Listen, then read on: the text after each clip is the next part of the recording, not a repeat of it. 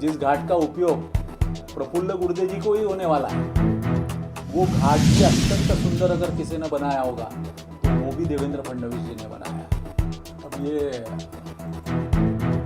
क्या बोलूँ मैं, मुझे समझता नहीं है, क्योंकि पिछले 20 वर्षों में मैं और प्रफुल्ल गुर्दे हम दोनों नागपुर महानगर पालिका के सदस्य थे। मेरे पार्टी ने मुझे स्टैंडिंग कमेटी का चेयरमैन बनाया 2 बार लगातार। मेरे पार्टी ने 3 वर्ष मुझे सत्ता पक्ष नेता बनाया। मेरे पार्टी ने मुझे नागपुर का सर्वोच्च पद महापौर दिया। अब उनको मैं कहाँ से पीए लगता हूँ, ये मुझे आश्चर्य लगता है। उनके पास मेरे सवालों के जवाब नहीं। मैंने उनको पहला सवाल पूछा था कि जैताड़ा का विकास क्यों नहीं हुआ। 40 वर्षों से जैताड़ा केवल और केवल एक परिवार के हाथ में है। जैताड़ा का विकास कुछ भी नहीं हुआ है। जैताड़ा में एक भी मुत्रीघर आप दिखाइए, आप नगर सेवक थे, आपके पिताश्री नगर सेवक थे, एक भी मुत्रीघर नहीं है। जैताड़ा में एक गार्डन नहीं है जिसमें सीनियर लोग बैठ सके। इसका जवाब दीजिए आप। मैंने उनको पूछा था कि जैताड़ा में अनेक तरुण, अनेक युवक है, लेकिन जैताड़ा में एक ग्राउंड आप दिखाइए जो आपने बनाया है। लेकिन कहाँ पे रास्ते हुए हैं, तो जहाँ जहाँ पे प्रफुल्ल गुर्दे जी के फ्लैट स्कीम बनी है वहाँ पे सीमेंट के रोड बने हैं। ये कैसे क्या बने, ये सवालों के उनके पास जवाब नहीं है। और वो तुलना करते हैं हमारे नेता माननीय देवेंद्र जी फडणवीस से, जो 21 वर्ष से आज 54 वर्ष तक राज्य के विभिन्न पदों पर जा चुके हैं। और इतना होने के बाद में देवेंद्र जी की ना कोई स्कूल है, ना कोई कॉलेज है, ना देवेंद्र जी बिल्डर है। जो मेरे ख्याल से प्रफुल्ल गुर्दे जी है, उनके स्कूल है, उनके कॉलेजेस है। और वो बोलते हैं कि मेरी लड़ाई ये धनशक्ति से है। अब आपने जो फॉर्म में आपका एसेट भरा है वो देख लीजिए और देवेंद्र जी का देख लीजिए।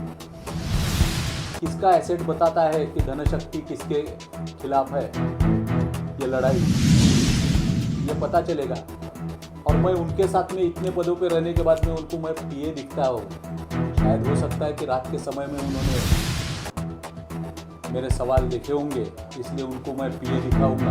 आपके सवाल चुभने लायक तो नहीं थे जिससे उनके अपील को ठेस पहुंचे? चुभने लायक तो है, जैताड़ा का हर बच्चा पूछ रहा है। आज अभी जैताड़ा में 5 साल के बाद में मटन और दारू के महापुर बहेंगे चुनाव के वक्त। वो सम्माननीय प्रफुल्ल जी के माध्यम से होते हैं। मेरे सवालों के उनके पास जवाब नहीं, इसलिए उनको मैं पीए दिखा। अगर जवाब रहते थे तो उसमें से हर सवाल का जवाब वो मुझे देते थे, लेकिन दुर्दैव से उन्होंने नहीं दिया। इतनी सीधी बात है, जवाब ही नहीं है उनके पास। मैं जो पूछा वहाँ का बच्चा जानता है कि मुत्रीघर बना क्या तो नहीं, ग्राउंड है क्या हमारे लिए नहीं, गार्डन है क्या नहीं। तो जैताड़ा में जो स्मशान घाट बना है वो इतना सुंदर बना है। मेरी आपसे अनुरोध है कि आप जाके देख लीजिए। वो जैताड़ा का घाट भी, जिस घाट पे देवेंद्र फडणवीस नहीं जाने वाले हैं, जिस घाट का उपयोग प्रफुल्ल गुर्दे जी को ही होने वाला है, वो घाट भी अत्यंत सुंदर अगर किसी ने बनाया होगा तो वो भी देवेंद्र फडणवीस जी ने बनाया।